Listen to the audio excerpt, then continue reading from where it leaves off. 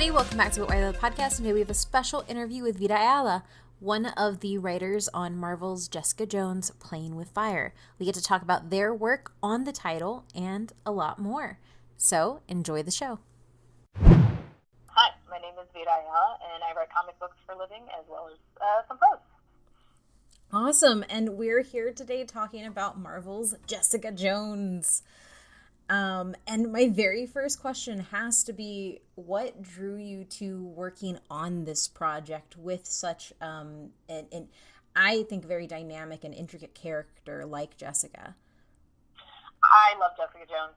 I love her character. I have for a very long time. I'm also super into crime fiction and noir fiction, and I'm sure that you know, into Marvel in general.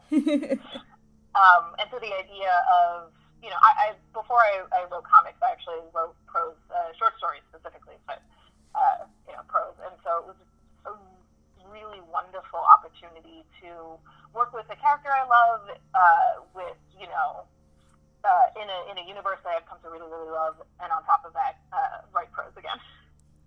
What is some of the difference between writing prose and writing for comic books? And to take it a step further, do you keep in mind having to write for something that will be narrated as well as read?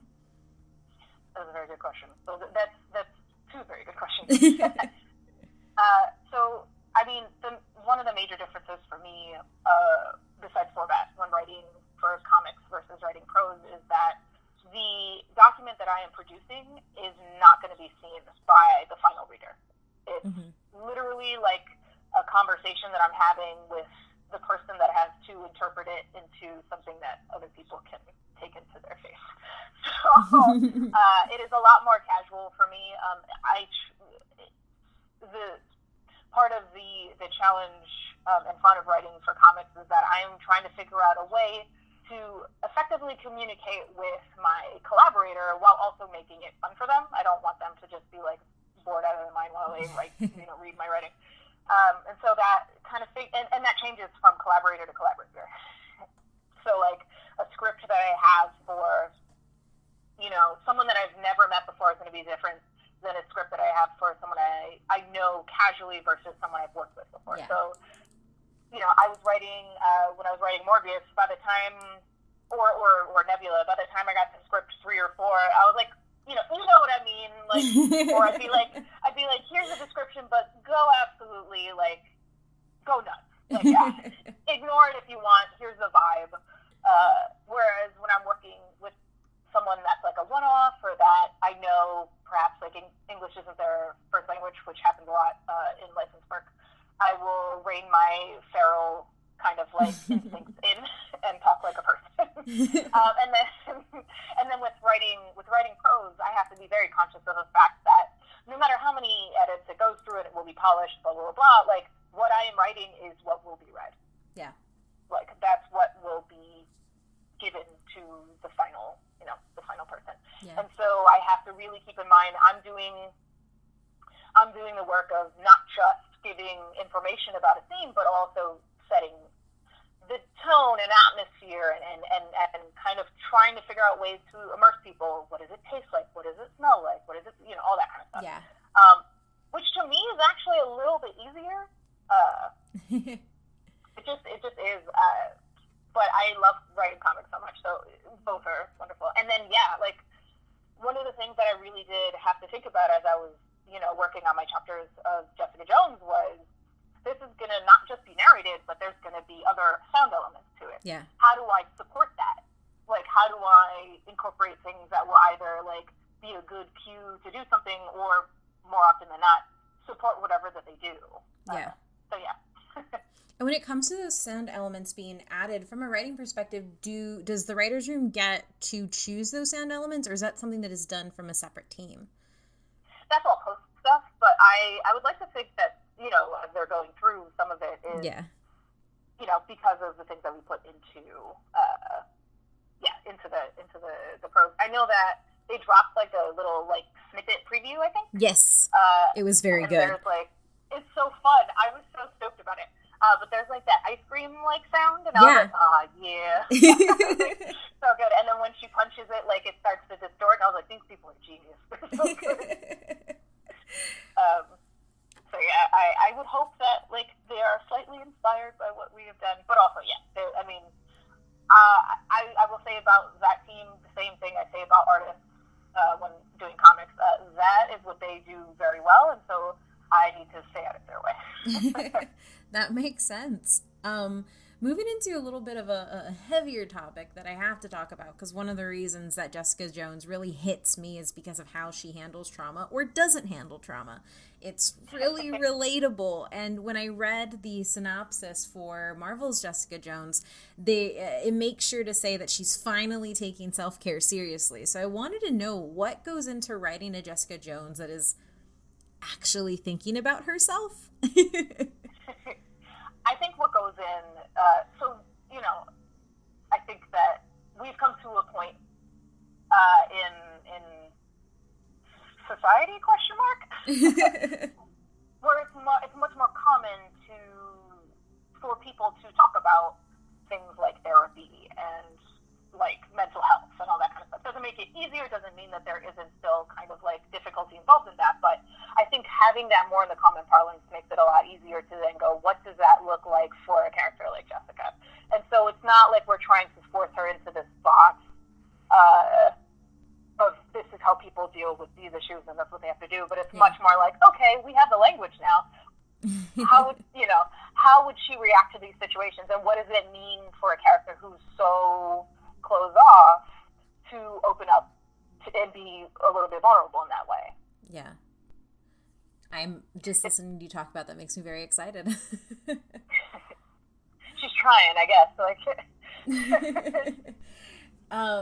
And when it comes to kind of like getting into the nitty gritty of that, like how did y'all, how do I explain it or ask the question? I apologize. No.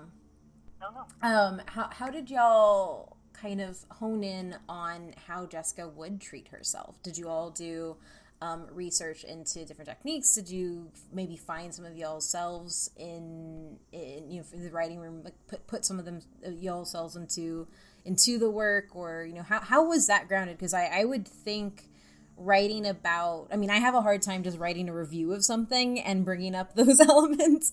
I can't imagine actually crafting a world of getting help as well, especially for a character like Jessica, who is pushed back on it fairly, a lot. I don't know if that makes sense. No, it makes sense. It can definitely make the person working on sorry, my bell is going off. The person working on the project feel very vulnerable as well. I think that most, if not all of us that were in the room had some experience with kind of like having dealt with some sort of like mental health thing. I think that's really just what it is to be human right now. Yeah, that's not wrong. And so, I think that we did bring various parts of ourselves to it, whether or not we have experience with formal kind of mental health professionals or not. But also, I think part of it is research, both in kind of those options and then also research into the character, into that stuff. I think that, like, it was a mix of being open to being vulnerable on the page and then doing due diligence to make sure that what we were saying made sense for the character. And so I do have to ask, because when you look at the lineup of the Marvel titles coming to Serial Box, there are names like Black Panther and Black Widow and Thor, and then you have Jessica Jones, who I love, and I've loved her since Alias. But a lot of people outside of the Marvel Netflix show may not have too much of an understanding of her, and because she hasn't been on the big screen. So when they come into y'all's story, how do they have to have any background, or can they just jump right into it? They can definitely, I think, jump right into it. I think we were very conscious of two things. One, people would be coming because they recognize the name, and two, they might just stumble onto it and have zero experience, not even with the show. Like, you know what I mean? Like, no experience, none of the video games, none of the comics, nothing. And so we wanted to make it something that was approachable to someone, just fresh off the street, but also meaningful to people who knew the character. And I think that part of that is acknowledging that we have to not explain certain things, but how do you say it? It's like to show certain things that other people might already know about. Yeah. So Jessica Jones has superpowers. We have to be more explicit about that. We can't take that for granted, but we don't have to spell out every little thing.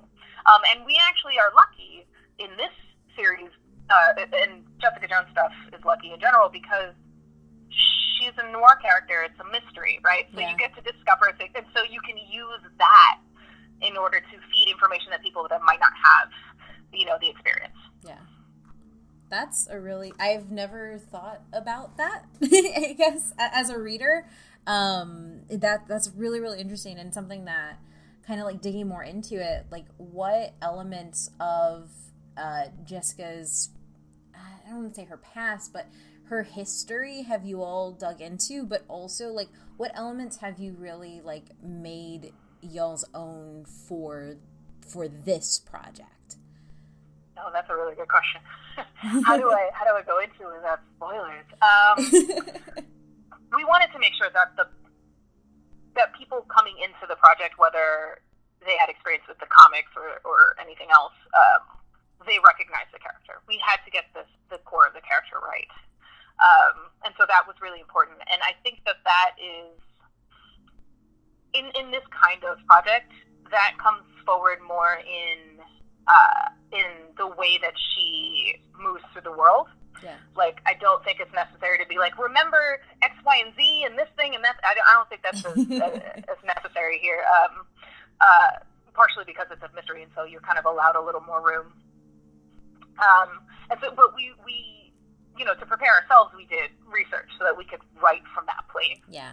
And then I think that, we made it like, I think we definitely made it our own, partially with, and this is something I feel like I'm really into in general, the location, like New York. Yeah.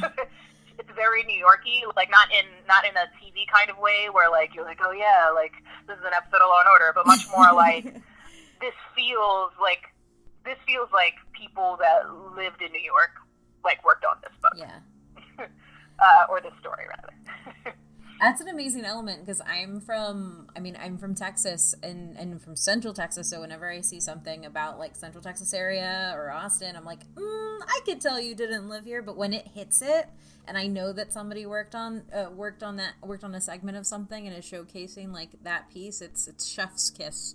So good. It's so nice. It's so nice to like, I don't know, man. Like, I grew up in New York City, so like I always like I'm just used to people getting it wrong, but like. It really gives me joy to be able to show what a character like that would be like if they were actually in the city, and the things that you have to deal with being in the city. What are some of the things that you think New Yorkers are going to be able to are going to recognize right away, but maybe a reader who isn't from New York or hasn't been won't? Subway.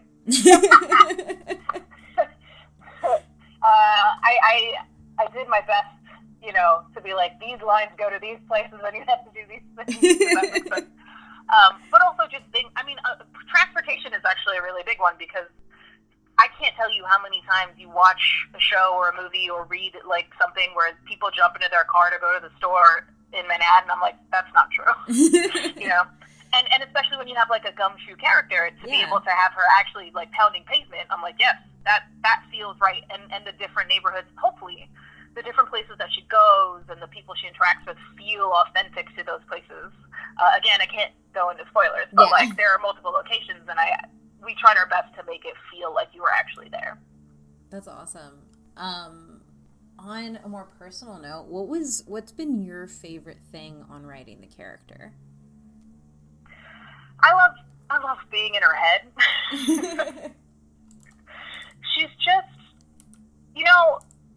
one of the things that I've always loved about Jessica Jones, and especially with the resurgence, but like she was the kind of messy protagonist that you didn't see in women often. Yeah. Like, if they were this kind of messy, they were the villain, not the hero. Yeah. And so to be able to write, write about her and from her perspective is a real joy for that reason, where it's just like, no, we can really, like, it's humanizing, but also, like, I get to play in that, in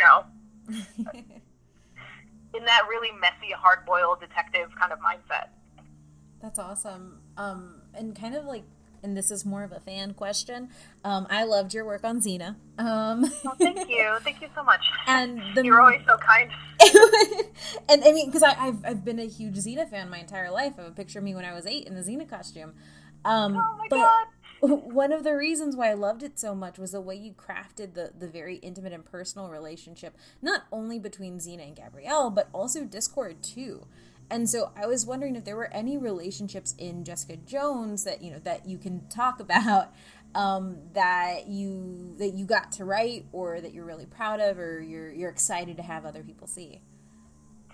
I think one of the joys in this book as well was being able to show, even though Jessica is very prickly and very often closed off, there are relationships that she has that she values.